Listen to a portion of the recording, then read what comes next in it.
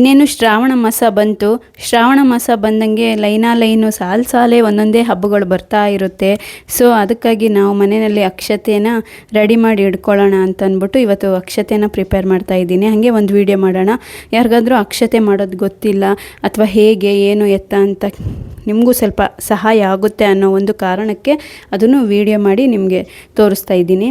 ನಾವು ಅಕ್ಷತೆನ ತೊಗೋಬೇಕು ಅಂತಂದರೆ ಸ್ವಚ್ಛವಾಗಿರೋ ಅಕ್ಕಿನ ಆರಿಸ್ಬಿಟ್ಟು ತೊಗೋಬೇಕಾಗುತ್ತೆ. ಯಾಕೆಂದರೆ ಅದು ಕಟ್ಟಾಗಿರಬಾರ್ದು ಅಕ್ಕಿ.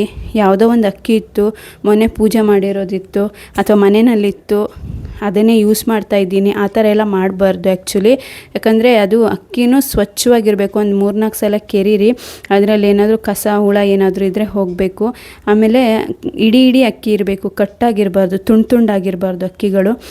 ಸೊ ಒಳ್ಳೆಯ ಗುಣಮಟ್ಟದ ಅಕ್ಕಿಯನ್ನು ನೀವು ತೊಗೊಳ್ಬೇಕಾಗುತ್ತೆ. ಯಾಕೆಂದರೆ ಅಕ್ಷತೆ ಅನ್ನುವಂಥದ್ದು ನಾವು ಪೂಜೆ ಮಾಡ್ತೀವಿ, ದೇವರ ಹತ್ರ ನಾವು ಪೂಜೆ ಮಾಡಿದ ಫಲವನ್ನು ಬೇಡ್ತೀವಿ. ಸೊ ನಾವು ಪೂಜೆ ಮಾಡಿದ ಫಲ ನಮಗೆ ದೊರಕಬೇಕು ಅಂತ ಹೇಳಿದರೆ ಅಕ್ಷತೆ ಕೂಡ ತುಂಬ ಇಂಪಾರ್ಟೆಂಟ್ ಆಗುತ್ತೆ. ಯಾಕಂದರೆ ಅಕ್ಷತೆ ನಾವು ಒಂದು ಸಂಕಲ್ಪ ಮಾಡಬೇಕಾದ್ರೂ ಅಕ್ಷತೆಯನ್ನು ಬಳಸ್ತೇವೆ. ನಮ್ಮ ಸಂಕಲ್ಪಕ್ಕೆ ದೈವ ಸಾನ್ನಿಧ್ಯ ಬರಬೇಕು. ನಾವು ಮಾಡಿದಂಥ ಸಂಕಲ್ಪ ಅದು ನಮಗೆ ಫಲ ದೊರೆಯಬೇಕು ಅಂತ ಹೇಳಿದರೆ ಅದು ನಾವು ಸ್ವಚ್ಛವಾಗಿ ಮಡಿಯಲ್ಲಿ ಮಾಡಬೇಕಾಗುತ್ತೆ.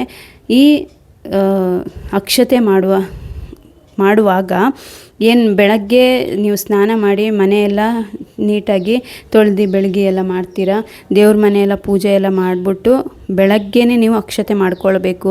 ಆಮೇಲೆ ಸಂಜೆ ಮಾಡ್ಕೊಳ್ಳೋಣ ಅಥವಾ ಯಾವ ಟೈಮ್ ಸಿಕ್ಕಿದ್ರೆ ಮಾಡ್ಕೊಳ್ಳೋಣ, ಆ ಥರ ಎಲ್ಲ ಮಾಡ್ಕೊಳ್ಬಾರ್ದು. ಎಲ್ಲೆಲ್ಲೋ ಅಲ್ಲೆಲ್ಲ ಅಡ್ಡಾಡಿ ಬಂದು ಅಥವಾ ವಾಶ್ರೂಮ್ಗೆ, ಅಡುಗೆ ಮನೆಗೆ ಆ ಥರ ಹೋಗ್ಬಿಟ್ಟು ನಾವು ಈ ದೇವ್ರ ಕೆಲಸಗಳನ್ನೆಲ್ಲ ಮಾಡ್ಕೊಳ್ಬಾರ್ದು. ಸೊ ಬೆಳಗ್ಗೆನೇ ತಲೆ ಸ್ನಾನ ಮಾಡಿಕೊಂಡು ದೇವ್ರ ಪೂಜೆ ಎಲ್ಲ ಮಾಡಿಕೊಂಡು ಆರಾಮಾಗಿ ಕೂತ್ಕೊಂಡು ಅಕ್ಷತೆಯನ್ನು ಮಾಡಬೇಕಾಗುತ್ತೆ. ಈ ಅಕ್ಷತೆಗೆ ಸ್ವಚ್ಛವಾಗಿರೋ ಅಕ್ಕಿಗೆ ಸ್ವಚ್ಛವಾದ ತುಪ್ಪನೇ ಬಳಸಿ. ನೀವು ಅಡುಗೆಗೆ ಯೂಸ್ ಮಾಡಿದಂಥ ತುಪ್ಪ ಬಳಸಬೇಡಿ. ದೇವ್ರಿಗೆ ಅಂತಲೇ ಸಪ್ರೇಟಾಗಿ ತಂದಿಟ್ಟಿರೋ ತುಪ್ಪ ಇದ್ದರೆ ಅದನ್ನೇ ಬಳಸಿ. ನಿಮ್ಮ ಮನೇಲಿ ಮಾಡಿರೋ ತುಪ್ಪ ಇಲ್ಲ ಅಂತಂದರೆ ನಂದಿನಿ ತುಪ್ಪನಾದರೂ ಆಗುತ್ತೆ. ಅದು 1-2 ಡ್ರಾಪ್ ಹಾಕಿದ್ರೆ ಸಾಕು. ಆಮೇಲೆ ಜಾಸ್ತಿ ಅಕ್ಷತೆ ಮಾಡಿಡ್ತೀವಿ, ನಮಗೊಂದು 6 ತಿಂಗಳಿಗೆ ಬೇಕು, 1 ವರ್ಷಕ್ಕೆ ಬೇಕು ಅಂತ ಇಟ್ಕೋಬಾರ್ದು. ಅದಕ್ಕೂ ಒಂದು ಎಕ್ಸ್ಪೈರಿ ಡೇಟ್ ಅಂತ ಇರುತ್ತೆ.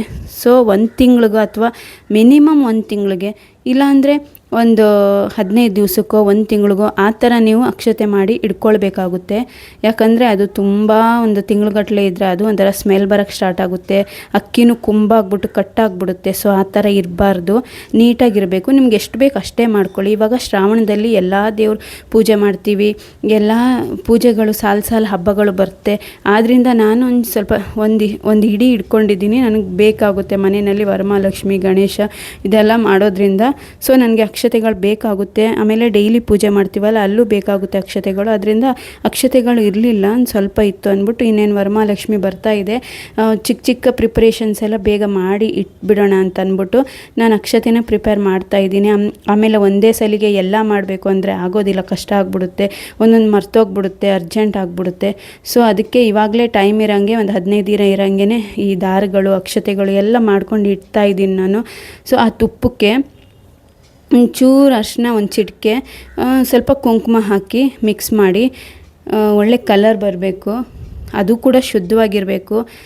ಯಾವುದೋ ಒಂದು ಮನೆಯಲ್ಲಿ ಇದೆ ಅಂದ್ಬಿಟ್ಟು ಅದೆಲ್ಲ ಹಾಕಬೇಡಿ. ದೇವ್ರಿಗೆ ಯೂಸ್ ಮಾಡುವಂಥದ್ದೇನೆ ಅರಿಶಿನ ಕುಂಕುಮ ಹಾಕಿ ಒಳ್ಳೆ ಕಲರ್ ಬರೋವರೆಗೂ ಅದನ್ನು ಚೆನ್ನಾಗಿ ನೀಟಾಗಿ ಕಲಸಿ ಎಲ್ಲ ಮಿಕ್ಸ್ ಆಗಬೇಕು. ಅಕ್ಷತೆಗೆ ಅಕ್ಕಿ ಕಲರು ಸ್ವಲ್ಪ ಹಳದಿ ಮಿಕ್ಸ್ ಆಗಿರಬೇಕು ಅಕ್ಷತೆಗೆ. ಸೊ ಈ ಥರ ಅಕ್ಷತೆ ಮಾಡಿ ಒಂದು ಡಬ್ಬಿನಲ್ಲಿ ಹಾಕಿಡಿ. ನಿಮ್ಗೊಂದು ತಿಂಗಳವರೆಗೂ ಬರಬಹುದು. ಆ ಥರ ನೀವು ಮಾಡಿ. ಇಲ್ಲ ನನಗೆ ಜಾಸ್ತಿ ಬೇಕು, ಯಾವಾಗಲೂ ನಾನು ಮಾಡೋಕ್ಕಾಗೋದಿಲ್ಲ, ಕೆಲಸ ಇರುತ್ತೆ ಅಂತ ಆ ಥರ ಜಾಸ್ತಿ ಒಂದೇ ಸರಿ ಮಾಡಿ ಇಡಬೇಡಿ, ಅದು ಬೇಡ, ಅದು ಒಳ್ಳೆಯದಲ್ಲ.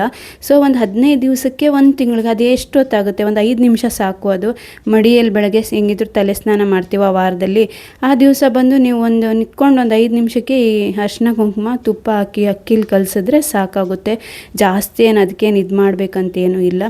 ಸೊ ನೀವು ಮಾಡೋವಾಗ ಮಾತಾಡೋದು ಮತ್ತು ಏನೇನೋ ಗುಣಗೋದು ಅದೆಲ್ಲ ಮಾಡಬೇಡಿ. ನೀಟಾಗಿ ದೇವರ ನಾಮಗಳನ್ನು ಮನಸ್ಸಲ್ಲಿ ಜಪ ಮಾಡ್ಕೊಂಡು ಮಾಡಿ. ಯಾಕಂದರೆ ಅದು ನೀವು ಮಾತಾಡಬೇಕಾದ್ರೂ ಅದು ಎಂಜಿಲ್ಗಳು ಬೀಳೋ ಸಾಧ್ಯತೆ ಇದೆ.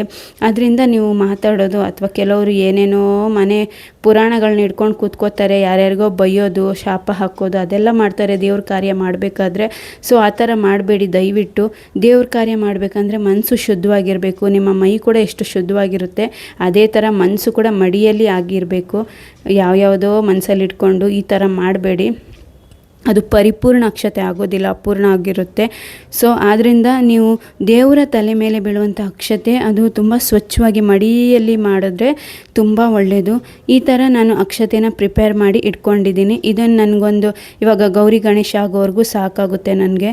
ಸೊ ನಾನು ಸ್ವಲ್ಪ ಈ ಇದರಲ್ಲಿ ಅರಿಶಿನ ಕುಂಕುಮದ್ದು ಏನಿದೆ ಬಾಕ್ಸ್ ನಮ್ಮ ಮನೇಲಿ, ಅದರಲ್ಲೇ ನಾನು ಸ್ವಲ್ಪ ನನಗೆ ಡೈಲಿ ಪೂಜೆಗೆ ಬೇಕಾಗುವಂಥದ್ದು ಒಂದಿಷ್ಟು ನಾನು ಹಾಕಿ ಇಟ್ಟಿದ್ದೀನಿ. ಸೊ ಇನ್ನು ಮಿಕ್ಕಿರೋದೇನು ಮಾಡ್ತೀನಿ ಅಂದರೆ ಒಂದು ಚಿಕ್ಕ ಡಬ್ಬಿ ತೊಗೊಂಡು ಆ ಡಬ್ಬಿನಲ್ಲಿ ತುಂಬಿಸಿ ನಾನು ಅದನ್ನು ಸ್ಟೋರ್ ಮಾಡಿ ಇಟ್ಕೊಳ್ತೀನಿ.